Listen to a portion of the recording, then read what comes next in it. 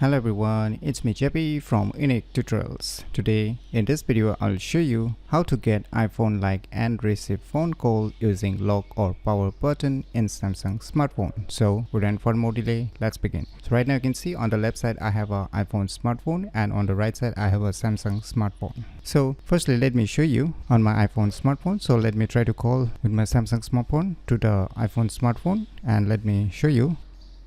So I've received a call on my iPhone smartphone. So now let me try to accept the call. So I have received the call. Now let me press the power or lock button in order to end the receive phone calls on my iPhone smartphone. So now you can see. So now in order to get the similar features on your respective Samsung smartphone, just open the Samsung dialer or phone application. And now just click on the three dot icons. Now just click on the settings.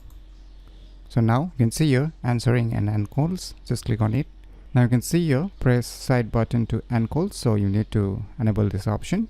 So now let us check if it really works or not. So let me try to do a phone calls from my iPhone to my Samsung smartphone.